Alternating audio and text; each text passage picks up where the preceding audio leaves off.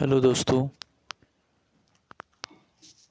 मैं आज आपके लिए पुराने पेपरों में संस्कृत कक्षा 8वीं के पुराने पेपरों में 2022-23 में जो बोर्ड परीक्षा का पेपर हुआ था वो वाला लेकर आया हूँ। तो आप इसको भी सोल्व कर लीजिए ताकि अभी जो आने वाला एग्ज़ाम है उसमें आपके लिए काफ़ी हेल्पफुल होगा। तो चलो देखते हैं कि पहला क्वेश्चन क्या है। इसमें ऑब्जेक्टिव से स्टार्ट करते हैं। पहला क्वेश्चन है कि कार्य क्षेत्रे, 4 ऑप्शन है, चरणीयम, त्वरणीयम, मननीयम, सैन्यम। तो कार्य क्षेत्र में आंसर क्या आ जाएगा? त्वरणीयम। अगला क्वेश्चन देखो, शांति निकेतने भारतीय संस्कृते मानव प्रेमणाच्या, आगे क्या लिखा, महतीम शिक्षा दत्तवान। तो शांति निकेतन में भारतीय संस्कृति की और मानव प्रेरणा के लिए महान शिक्षा किसने दी थी? तो आंसर क्या आ जाएगा इसका? रविंद्रनाथ ठाकुर। आंसर क्या हो जाएगा? सी वाला, रविंद्रनाथ ठाकुर। शांति निकेतन में शिक्षा किसने दी थी? रविंद्रनाथ ठाकुर ने। अब अगला क्वेश्चन देखते हैं, सज्जना इति पदस्य संधि विच्छेदा अस्ति। सज्जना इति पदस्य संधि विच्छेदः अस्ति। तो इसका आंसर हो जाएगा सत प्लस जनः। इसका मतलब बी वाला आंसर हो जाएगा हमारा करेक्ट, सज्जना। चलो अगला क्वेश्चन देखते हैं। अगला क्वेश्चन है, द्वंद्व समासस्य उदाहरणम अस्ति। द्वंद्व समास का उदाहरण है। तो द्वंद्व समास का मतलब जिसमें दोनों पद प्रधान हो, पूर्व पद और उत्तर पद। त्रिभुवन तो द्विगु समास का उदाहरण है। दशानन बहुव्रीहि समास का उदाहरण है। कृष्ण सर्प, काला सर्प भी इसका उदाहरण नहीं है। तो इसका फिर फाइनली द्वंद्व समास का उदाहरण क्या रहेगा? राम लक्ष्मणव। तो राम लक्ष्मणव समास द्वंद्व समास का उदाहरण है। हर्षितः, मैंने क्लास में बच्चों को पढ़ाया था कि लास्ट में अगर ता विसर्ग के साथ में आए किसी भी शब्द में तो उसमें कौन सा प्रत्यय रहेगा? कित प्रत्यय। कौन सा वाला? कित प्रत्यय। पहला वाला इसका आंसर हो जाएगा कि हसीता पद में कित प्रत्यय है। कत्वतु किस में रहता है? तो कत्वतु रहता है जिस शब्द में लास्ट में वान आए। तो वान किस में आता है? जैसे कि पठितवान, लिखितवान, उसमें कौन सा प्रत्यय होता है? कत्वतु। लयप की पहचान ये है कि लास्ट में या आना चाहिए शब्द में, जैसे कि संपट्ट, आनय जैसे। और कत्वा किस में रहता है? जैसे कि पठित्वा। पठित्वा जो शब्द है उसमें कौन सा प्रत्यय हो जाएगा? कत्वा। तो कत्वा का सीधा कि लास्ट में शब्द में त्वा दिखाई देगा तो वो कत्वा प्रत्यय रहेगा। और लयप में लास्ट में या आ जाएगा। और कत्वतु में लास्ट में वान आ जाएगा, पठितवान, लिखितवान। लेकिन इसमें लास्ट में क्या आ रहा है? हर्षिता में लास्ट में ता आ रहा है विसर्ग के साथ। तो आंसर क्या आएगा इसका? कित प्रत्यय। ठीक है, पहला वाला इसका आंसर हो जाएगा। अगला क्वेश्चन देखते हैं, शिकागो नगरे विश्व धर्म सम्मेलन में भारतस्य प्रतिनिधि अभवत। शिकागो नगर में विश्व धर्म सम्मेलन में भारत का प्रतिनिधि हुआ। कौन बना था भारत का प्रतिनिधि? तो इसका आंसर आ जाएगा स्वामी विवेकानंद। आंसर क्या आएगा? स्वामी विवेकानंद। स्वामी विवेकानंद 1893 में जो विश्व धर्म सम्मेलन हुआ था लंदन में, वहाँ पे इन्होंने भारत की ओर से भाग लिया था। अगला क्वेश्चन देखते हैं, मेघदूतस्य कवि अस्ति।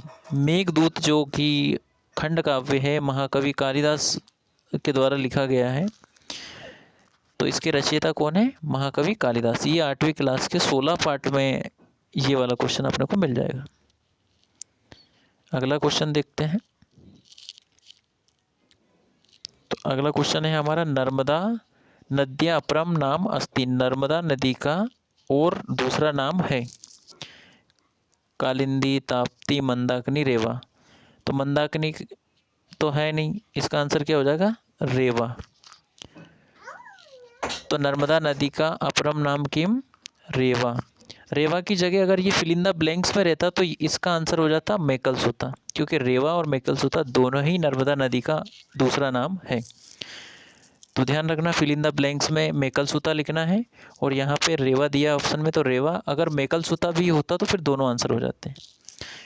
अगर आप दोनों में से कोई सा भी आंसर देते तो आपका सही माना जाता है। और कहीं चौथा ऑप्शन यही रहता है कि ए और बी दोनों, जिसमें पहले में रेवा दूसरे में मैकल सुता होता, तो सी वाला आंसर, चौथा वाला आंसर हो जाता ए और बी दोनों।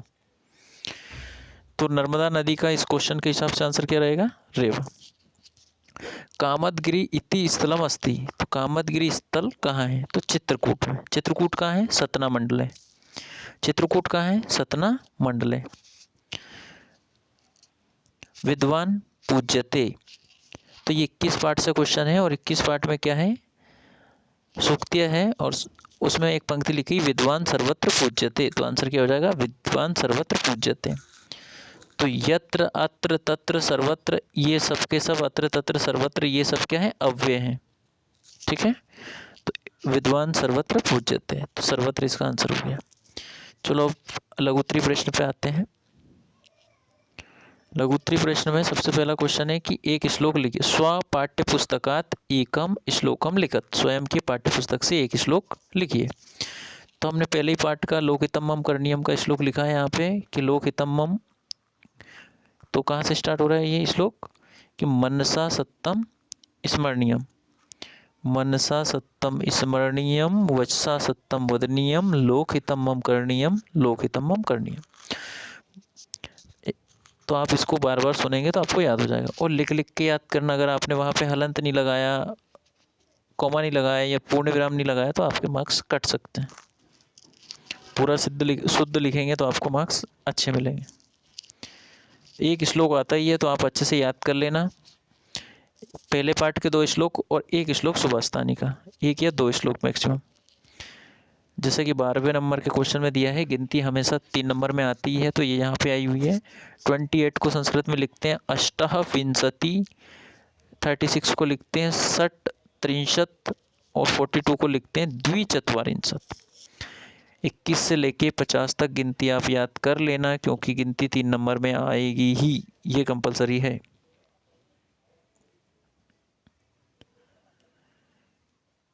अगला क्वेश्चन है प्रसन्नो भूत्वा यक्ष किम अकरोत्, प्रसन्नो भूत्वा यक्षः किम अकरोत्, प्रसन्न होकर यक्ष ने क्या किया?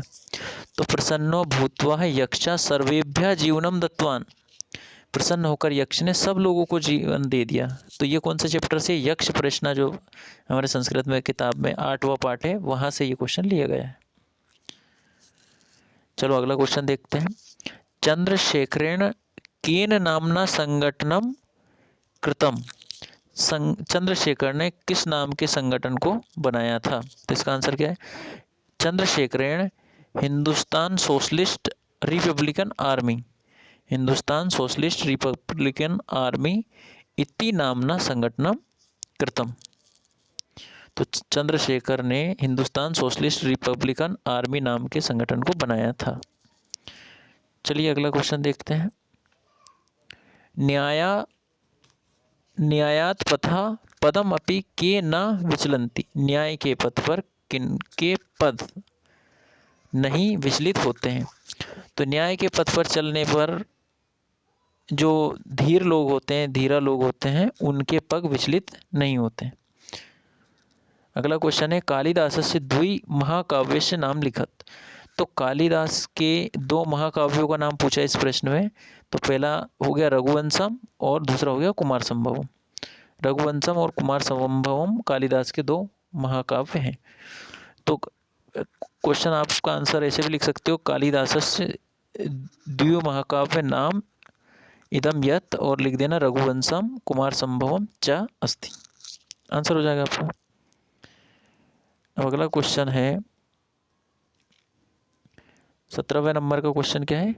पंच शाखा नाम नामानि लिखत, तो हट्ट भ्रमणम एक पाठ है, उसमें इन सब्जियों के नाम आते हैं, तो वहाँ से ये नाम लिया गया है पंच शाखा नाम नामानि लिखत। तो आलू का मतलब आलू, पलांडु मतलब प्याज, कुष्मांड, सिम्बाम, मूलिका इति, ये 5 के 5 सब्जियों के नाम इसमें लिखे हैं। आप चाहे तो दूसरी सब्जियों के नाम भी लिख सकते हैं, क्योंकि ये कंपलसरी नहीं था कौन सी सब्जियों का नाम लिखना है। आगे देखिए भवनानाम गवेक्षेषु किम विद्यते, भवनानाम गवाक्षेषु किम विद्यते, तो भवनानाम गवाक्षेषु प्रस्तर पट्टिकासु, प्रस्तर पट्टिकासु सूक्ष्मम शिल्प कार्यम विद्यते। भवनों की जो खिड़कियां हैं उन पे पत्थर के जो खिड़कियां बनी हुई है उनके चारों तरफ पत्थर लगा हुआ है और वो पत्थर पे सूक्ष्म रूप से शिल्प कार्य किया गया है। ये पूछा है कि भवनानाम गवाक्षेषु किम विद्यते, तो भवनानाम गवाक्षेषु, गवाक्ष मतलब होता है खिड़की, गवाक्षेषु मतलब बहुत सारी खिड़कियाँ, तो भवनानाम गवाक्षेषु प्रस्तर पट्टिकासु सूक्ष्मम शिल्प कार्यम विद्यते। भवनों की जो खिड़कियां हैं उनके चारों तरफ जो पट्टियां लगी हुई है उनमें सूक्ष्म शिल्प कार्य किया गया है। इसका क्वेश्चन का आंसर हो गया। अब 19 नंबर क्वेश्चन का आंसर क्या है। क्वेश्चन क्या है, अहिल्याबाई कीदृशी महिला आसीत, अहिल्याबाई कैसी महिला थी। तो अहिल्याबाई प्रजावत्सला, धर्मपरायणा, न्यायनिष्ठा महिला आसीत। अहिल्याबाई प्रजावत्सल महिला थी, धर्मपरायण थी और न्यायनिष्ठ महिला थी। तो अहिल्याबाई प्रजावत्सला, धर्मपरायणा, न्यायनिष्ठा महिला आसीत। ये 19 वाले क्वेश्चन का आंसर हो गया। 20वां क्वेश्चन था निर्झरा कीदृशा वर्तन्ते। तो जो झरना होता है वो कैसा होता है, तो आंसर आ जाएगा निर्झरा कलकल नाद पूरितः वर्तन्ते। निर्झरा कलकल नाद पूरितः वर्तन्ते। तो ये 3 मार्कर क्वेश्चन हो गए हमारे। और अब आएंगे दीर्घ उत्तरी प्रश्न। तो गद्यांश आता है इसमें सबसे पहले। चलो हम गद्यांश को पढ़ना स्टार्ट करते हैं। देखिए, वरामिहिरा वेदज्ञः वैज्ञानिकाश्च आसीत्। वरामिहिर वेदज्ञ और वैज्ञानिक थे। आगे लिखा सह गतानुगतिकतया स्थाने वैज्ञानिक दृष्टिकोण, सह गतानुगतिकतया स्थाने वैज्ञानिक दृष्टिकोणस्य महत्वं प्रतिपादितवान्। ग्रह नक्षत्र प्रभाव आश्रितं फलित ज्योतिष नाम शास्त्रम तस्य प्रिय प्रतिपाद्य विषयो अभवत्। तेन कृत्वा कालगणना, और आगे क्या लिखा होगा, प्रमाणिकी अस्ति। ये लास्ट में क्या लिखा, तेन कृते कालगणना प्रमाणिकी अस्ति। भारते फलित ज्योतिषस्य प्रथम आचार्य वरामिहिरा एव अस्ति। भारत में फलित ज्योतिष का पहला आचार्य वरामिहिरी है। न तत्पूर्वम फलित ज्योतिषस्य शास्त्रे प्राप्ते भारते। उनसे पहले फलित ज्योतिष का शास्त्र प्राप्त भारत में नहीं होता है। ऐसा एव सर्वप्रथम प्रतिपादितवान् यत् चंद्रस्य प्रकाशः स्वकीय नास्ति अपितु स सूर्यस्य प्रकाशेन प्रकाशते। इसका मतलब क्या हो, पूरे के पूरे जो ये पैराग्राफ है इसका मतलब मैं एक साथ बता देता हूँ आपको कि वरामिहिरस्य वेदज्ञ वैज्ञानिकाश्च आसीत्। वरामिहिर वेदज्ञ और वैज्ञानिक दोनों हैं, वैज्ञानिक और वेदज्ञ दोनों हैं। उन्होंने गतानुगतिकतया मतलब अंधानुकरण के स्थान पर वैज्ञानिक दृष्टिकोण को महत्व दिया है। और ग्रह नक्षत्र के प्रभाव पर आश्रित फलित ज्योतिष शास्त्र का उनके द्वारा प्रतिपादित किया गया विषय है। उनके द्वारा की गई काल गणना प्रमाणिक है। और आगे लिखा है भारत में फलित ज्योतिष का प्रथम आचार्य वरामिहिर ही है। उनसे पहले फलित ज्योतिष का शास्त्र प्राप्त भारत में नहीं होता है। यह ही सर्वप्रथम प्रतिपादितवान, इन्होंने ही सबसे पहले प्रतिपादन किया कि चंद्र का प्रकाश स्वयं का प्रकाश नहीं है बल्कि ये सूर्य के प्रकाश से प्रकाशवान है। मतलब चंद्र के पास अपनी कोई ऊर्जा नहीं है, वो सूर्य से एनर्जी लेता है। चलो अब इनका आंसर देते हैं हम। तो जो हमने अभी पैराग्राफ पढ़ा है उसके बेसिस पर यहाँ क्वेश्चन दिए हुए हैं और उनको सोल्व करना। पहला क्वेश्चन है वरामिहिरा का आसीत। तो वरामिहिरा का आसीत, तो आंसर हो जाएगा वेदज्ञ। वरामिहिरा वेदज्ञ वैज्ञानिकाश्च आसीत, पहला आंसर हो गया। अगला क्वेश्चन देखते हैं। अगला क्वेश्चन है फलित ज्योतिषस्य। अगला क्वेश्चन क्या है, फलित ज्योतिषस्य प्रथम आचार्य का, फलित ज्योतिष का प्रथम आचार्य कौन है। तो सीधी बात, एक ही आदमी है, वरामिहिरा। का की जगह लिख देना वरामिहिरा। वरामिहिरस्य कालगणना कीदृशी आसीत्, तो प्रमाणिकी। वरामिहिर की कालगणना कैसी थी, कीदृशी की जगह आ जाएगा प्रमाणिकी। आगे देखते हैं चंद्रमा कस्य प्रकाशेन प्रकाशते। चंद्रमा किसके प्रकाश से प्रकाशित होता है, तो चंद्रमा कस्य प्रकाशेन प्रकाशते, इसका आंसर हो जाएगा सूर्यस्य। एक शब्द में आंसर लिख सकते हो आप, सूर्यश्च। आगे लिखा प्रकाशेन इत्यस्मिन् पदे का विभक्ति अस्ति। प्रकाशेन इत्यस्मिन् पदे क्या विभक्ति अस्ति, तो प्रकाशेन में तृतीय विभक्ति एक वचन है। वचन भी पूछ ले तो क्या बताओगे आप, एक वचन। तृतीय विभक्ति एक वचन। चलिए अगला क्वेश्चन देखते हैं। तो 22 नंबर पे जो क्वेश्चन है वो पद्यांश टाइप में है।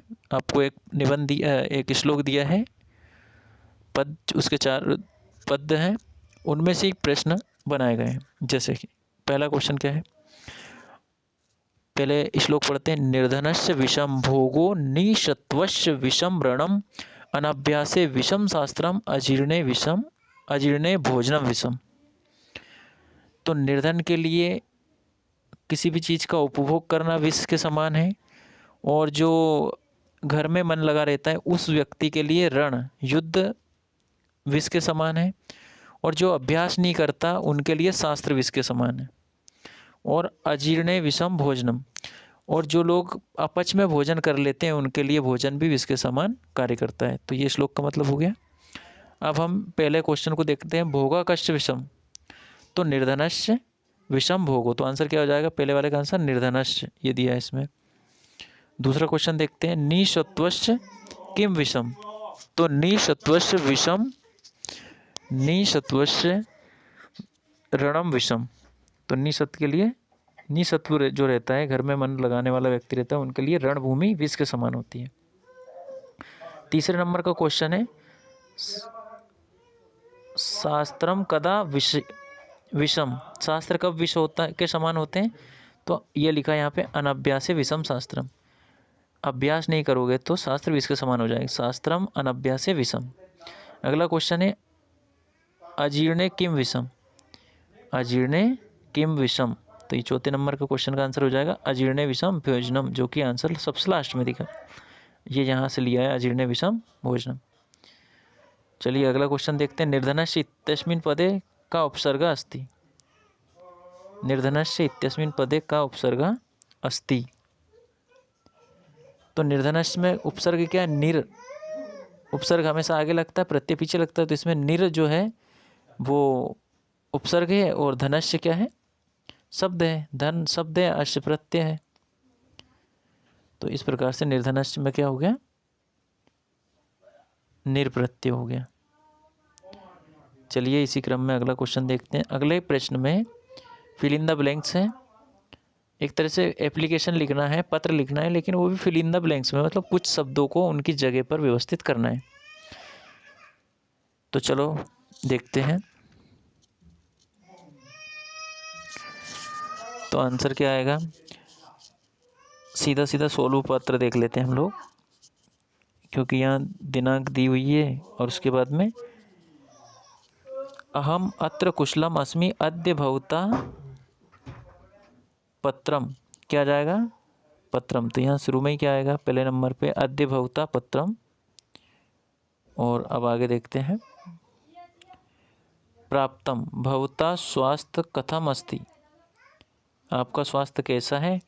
मम वार्षिक मूल्यांकनम मार्च मासे भविष्यति अहम प्रतिदिनम प्रातः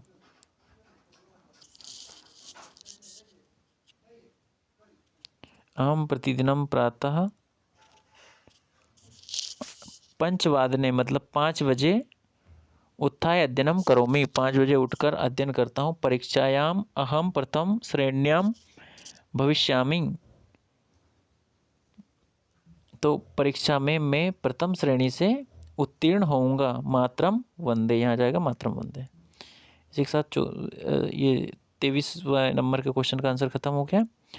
अब 24 नंबर पे क्या लिखना था, हमें किसी एक विषय पर निबंध लिखना है। विषय कितने दिए हुए हमें, अधोलिखितेषु विषयेषु एकस्मिन् विषये, एकस्मिन् मतलब होता है एक विषय, पंचवाक्यानि निबंध लिखत, 5 वाक्यों में निबंध लिखिए। तो कौन कौन से विषय हैं, तो पहले नंबर पे पुस्तकम, दूसरे पे उद्यानम, तीसरे पे धेनु, और लास्ट में विद्यालय। तो हम बाकी के निबंध दूसरे पेपर में दिए हैं, तो इसमें अभी सबसे पहले विद्यालय का दिया। तो मम विद्यालय गुराड़िया माता ग्रामे स्थिता अस्ति, आप अपने स्कूल का नाम भी लिख सकते हैं, मम विद्यालय नाम जो भी आपका है। उसके बाद में फिर आप लिख सकते हैं मम विद्यालय इंदौर नगरे अस्ति, फिर एक और लिखते सकते हैं, अहम प्रतिदिनम विद्यालयम गच्छामि, मम विद्यालयस्य भवनम अति सुंदरम अस्ति, अहम विद्यालयम गत्वा गुरून् प्रणमामि, विद्यालये एकम उद्यानम अपि सन्ति, विद्यालय में एक उद्यान भी है। तो इस प्रकार से हमारा ये पेपर कंप्लीट हो गया। पूरा वीडियो देखने के लिए बहुत बहुत धन्यवाद आपका। और मैं सारे के सारे पेपर एक के बाद एक जितने भी है, मेरे पास 5-6 पेपर हैं, सारे के सारे वेबसाइट पर अपलोड कर दूंगा, इस पर अपलोड कर दूंगा। आप सारे पेपरों को 2 से 3 बार सोल्व करके देख लेना, और 60% क्वेश्चन इन पेपरों में से आएंगे। और बाकी जो ऑब्जेक्टिव के लिए मैंने एक और PDF अपलोड करना है, तो उसमें 200 के लगभग ऑब्जेक्टिव है, और वो आपकी एग्ज़ाम के दृष्टिकोण से काफ़ी हेल्पफुल है, तो वो भी आप पूरा वीडियो देख लेना। Thanks for watching. और सारे के सारे वीडियो प्राप्त करने के लिए आप हमारे चैनल को सब्सक्राइब कीजिए और लाइक कीजिए, ताकि हमें प्रोत्साहन मिले और हम इस टाइप की वीडियो और बना सकें। Thank you.